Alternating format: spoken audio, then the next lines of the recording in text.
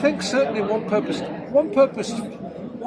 to, let's not say writing, the novel, because there's different kinds of novel, of writing, and it's the novel I'm most interested in. The novel is more and more an important kind of liberating force, I think, as we are, the world that we live in, determined as it is by social media and opinions. We're living in a world of opinion. Everyone's got a bloody opinion. Everyone thinks something about something. We are not at our most interesting when we're describing what we think. And novels give us the opportunity to encounter, well, ourselves too, but others, in ways that's got nothing to do with what their thoughts. I think what a novel does is a novel is an escape. Saying escape from that sounds as though the novel is a form of escapism, but it isn't. It's an enrichment. It's a suggestion. It's a way in which we encounter other people on some other site, in some other battlefield, rather than what do you think, what do I think, the antagonism. So what I'm saying is true of literature, particularly true of novels. It isn't just that it teaches us to love and be nice to other people.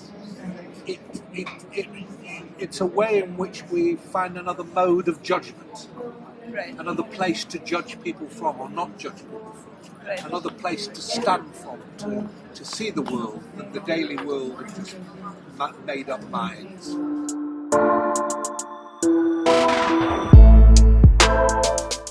I think one can overdo the idea that you write to discover yourself, because that's melodramatic. I write to find out. I write to find out who I am. But I do think that if you're absolutely dead certain who you are and what you think and all that, you will not be a very good writer. Oh, you think so? I think you should surprise yourself. I think you should kind of stumble on yourself. You have a good day's writing is a day in which you write down on whatever you're writing on thoughts that you didn't know you had.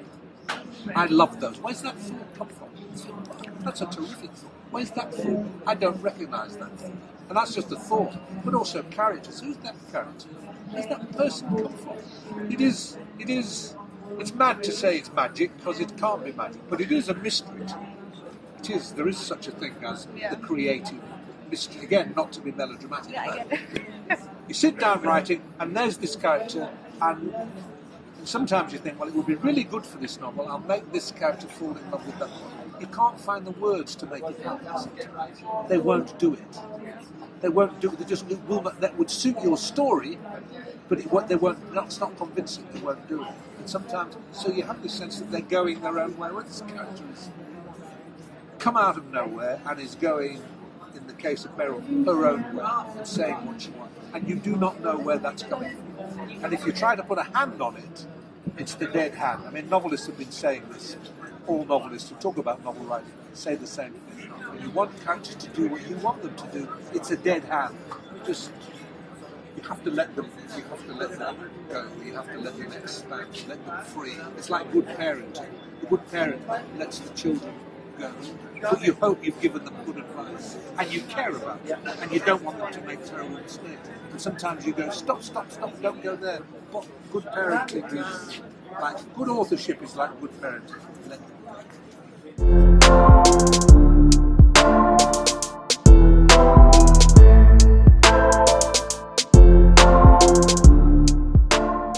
So I'm not minimising loss of memory. I'm simply saying that maybe there are, to a person with imagination who's still got health, games you can play. Anyway, that's the conceit in this novel. The 90-year-old woman who is losing her memory and doesn't like the idea that she's losing her memory, but is a word, particularly she loves words and she has language. She, in a way, she rises to the challenge, finds other words, finds things to say, keeps her diaries, retells the story of her life for us. So it's an advantage for us, if you like, the reader, that she's forgetting her life because she's having to recreate it. She's had, and she's in a better state of mind, if you like, while that's happening, than the man who for 90 years, for 80 of his 90 years, has just lived in a misery of self-distaste, disgusted with himself. Doesn't think he's much of a man, doesn't think he's much of an anything, really, feels he's let everybody down, let himself down, let his brother down, let his father down, let his mother down, and has just kept himself rather aloof, elegant and smart, and cold, rather cold, disgusted by the body, but his own body, just not a happy person in the flesh. And I think for him, the remembering is a source of great pain. Yes. Yeah. And it's been pain for a long time. There are a lot of But it's not a competition between memory and forgetting, which is the most terrible. It's it'd be grateful it'd be grateful if you could remember what you want to remember and forget what you want to forget. I look forward each day to the day. If I'm not writing, I'm not as happy as I am when I'm writing. But part of the happiness is a struggle. It's not always a struggle. Sometimes there's, lovely things seem to move very freely. It seems to be your brain and your intelligence is well oiled. And at other days, it's a battle to find language. But that's part of what writing is, to find the language. Sometimes you think you have a very good day some days, and you go to bed thinking that was really good, and you wake up in the morning and think that was a bad day. And I rush to my work on a typewriter, and I rush to get rid of it. I suddenly think what I wrote yesterday is terrible, and I must get rid of it. Because if it's still there, if I was to have a heart attack this morning, people will find my last sentences, and they're not good. I couldn't bear that, so I get rid of it. So not liking what you write is as an important part as liking what you write. Well, it's my second time here. I've hardly had a chance. The last time, I've been here once before, and I thoroughly enjoyed it. There's a difference, quite interesting, because what I talked about when I was last here was the young people, kids. And my event was full of kids. Okay. That didn't happen this time.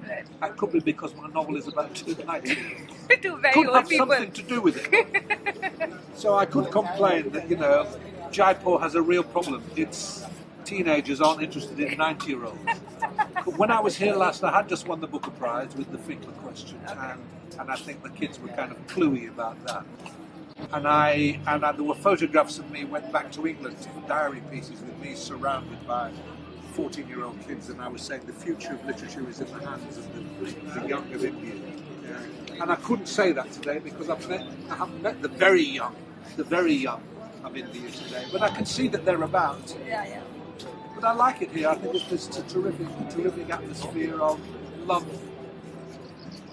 India is one of the places where literature still seems to matter.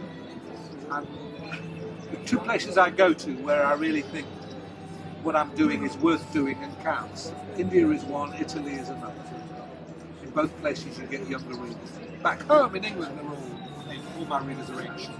If I do a reading in England, I'm the youngest person by a considerable margin.